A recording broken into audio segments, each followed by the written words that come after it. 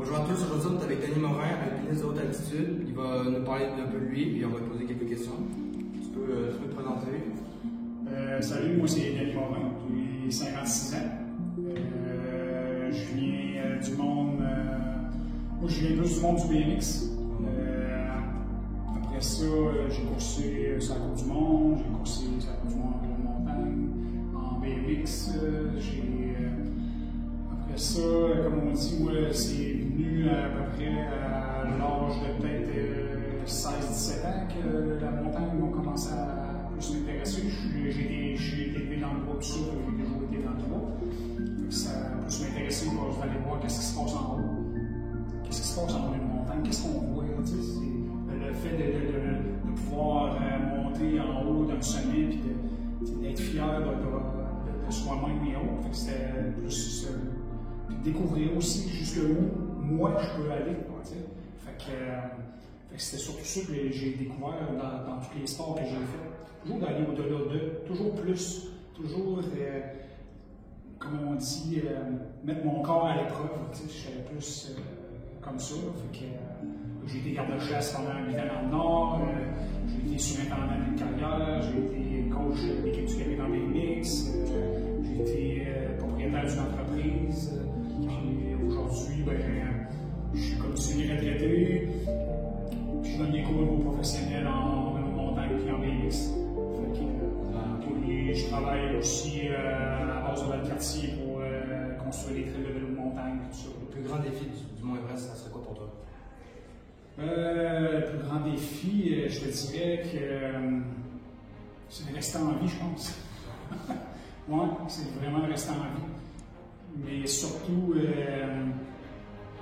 c'est d'être capable de marcher et de continuer à monter malgré la fatigue, le découragement et l'abandon. Ouais. Ça, c'était vraiment c'est le plus gros défi de l'Everest, c'est d'être résilient. Ouais. Mais est-ce que ça te fait peur, genre, quand tu as le trafic en haut et que tu n'avances plus et qu'il y a plein de monde? C'est comment? Non, parce que moi, j'ai eu la chance que quand je suis arrivé ou la section de la photo, ce que vous voyez tout dans les journaux, j'ai eu la chance que quand on est arrivé là, on n'était pas beaucoup. Moi, pour monter, continuer à monter, j'ai attendu 20 minutes. Puis quand j'ai redescendu, le plus que j'ai attendu, c'est environ 40 minutes.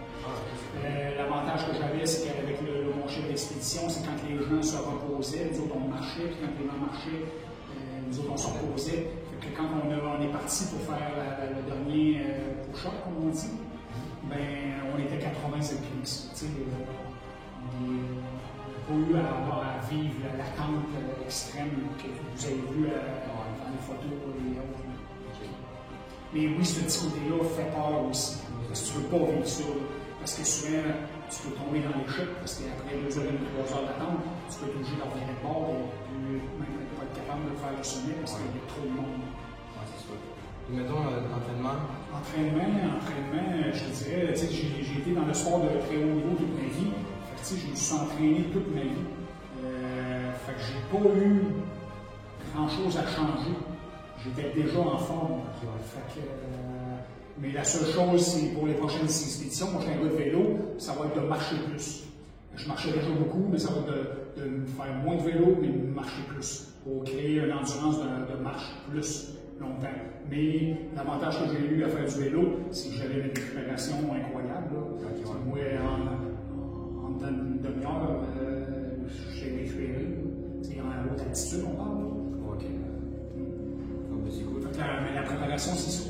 Pour une personne qui veut faire des montagnes, c'est vraiment de marcher dedans, puis de s'entraîner, faire de la muscu pour créer une endurance, renforcer sa musculation et autres. Et si tu avais un conseil à donner pour les débutants de l'alpinisme, ce serait quoi? À chaque fois que tu vas aller faire une montagne, prends des informations, lis beaucoup, regarde des vidéos, informe-toi ce qui est dangereux, pas dangereux. Qu'est-ce qu'il faut faire, combien de temps ça prend, quel équipement qu'on a besoin ou qu'on n'a pas besoin, parce que souvent les gens ont tendance à avoir plus de stock qu'il faut maintenant. Puis de ne pas être pressé. Faire une montagne, il ne faut pas que tu sois pressé. À part si tu veux battre des records, Sinon, ne sois pas pressé. Profite du moment présent, puis prends le temps. Puis informe-toi beaucoup où ce que tu vas. Fait que si tu vas aller faire le Mont Washington, regarde quand est-ce que tu veux le faire. Puis il y a des gens qui meurent sur le Mont Washington. Fait que à chaque année. Fait que c'est vraiment la préparation et ta logistique d'avant est vraiment importante. Faire les montagnes, c'est pas juste dire tu lèves le matin puis go, on monte une montagne, c'est marcher beaucoup. Faire des montagnes, faire un entraînement musculaire pour créer une endurance. Parce que faire une montagne, puis dépendant de la montagne que tu vas faire, tu peux être parti pendant 10 heures, 12 heures. Fait que t'informer sur qu'est-ce que ça prend aussi, puis qu'est-ce que tu n'as pas besoin.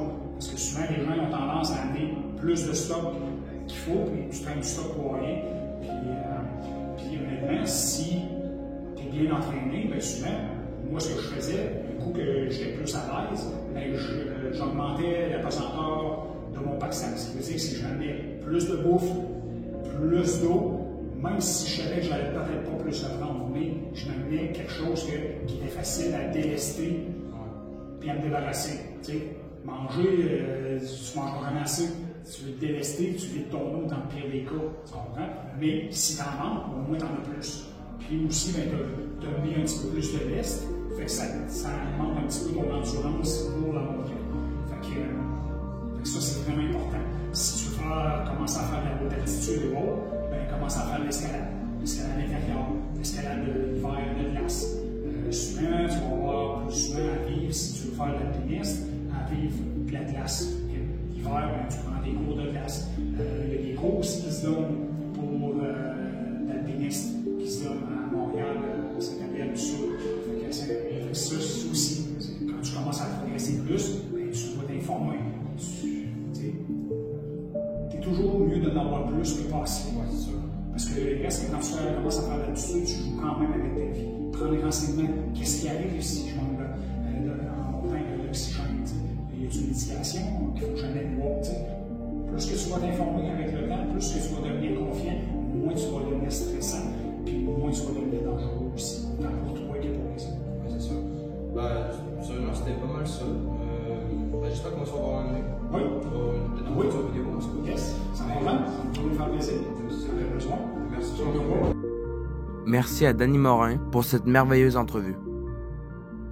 J'espère que vous avez aimé la vidéo. N'oubliez pas de vous abonner.